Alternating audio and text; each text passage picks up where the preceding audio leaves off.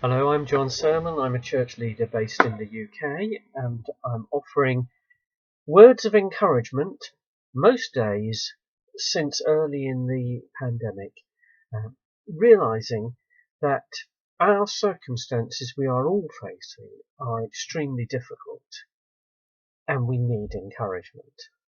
Now, today, I really want to offer encouragement in a limited sense, out of adversity. As those in the UK will realise, and perhaps many of you who are listening from Uganda or elsewhere, if you follow international news, here in the UK we had a second complete lockdown for 4 weeks, and therefore for the last 4 Sundays until today, worship in church was not possible. And today was the first day back. Our own practice in the 2 churches I'm responsible for is that we have our gathered worship and our worship online through Zoom intermingled, in that I run the Zoom from within the church and try to encourage interaction between the gathered people and the people online. So that happens in each of the 2 churches alternate weeks, roughly speaking, while different preachers take services in the other one. And today we had some difficulties with the technology.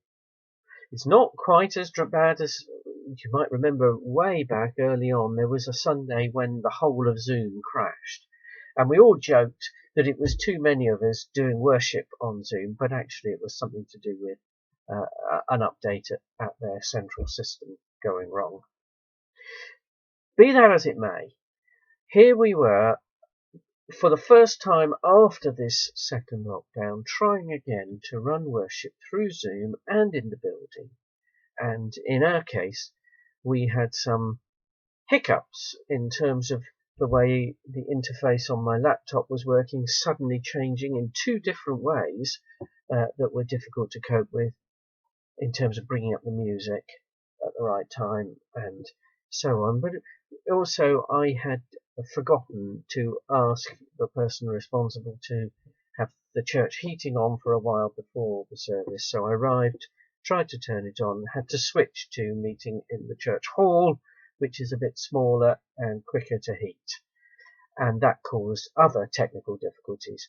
Now, but despite all of that, what mattered most was that the people, both the people who were physically there and the people who were coming in on Zoom, could worship God together. And actually, if we concentrate on the difficulties, like those technical problems this morning, and not concentrate on the God who we're worshipping, it's a loss to us. And the reality is that however difficult our circumstances, and I know this is trivial compared to the health issues some of you are facing, or redundancy, or on furlough, or loss of employment, or your own illness or bereavement. Compared to that, these were just nothing. Still frustrating and difficult to deal with at the time. But the thing is, I could experience knowing God's provision to get us through those difficulties this morning. It felt a little bit precarious, yes, but we did get through.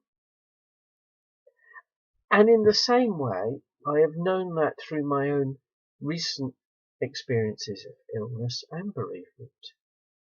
And all the uncertainties and difficulties that this situation has put upon us, and the fact that we can't be meeting with our loved ones outside our own household or bubble. We can't be hugging and greeting as we would like to. We can't be doing much. I mean, social distancing, it's practical and appropriate, but it feels wrong, doesn't it? It doesn't feel like what we're meant to be like. In all of this, I am convinced that God can see us through. And I have experience after experience of often fairly trivial details, but nonetheless details of how I am experiencing that God getting us through, including today. if your times are difficult, and it might not be trivial like mine was today, it might be far more serious, but if your times are difficult, placing your trust in God our Creator through Jesus Christ, allowing God the Holy Spirit access to your heart and mind, it transforms the situation, not practically, not physically, but spiritually. And that can be good for us all. God bless you.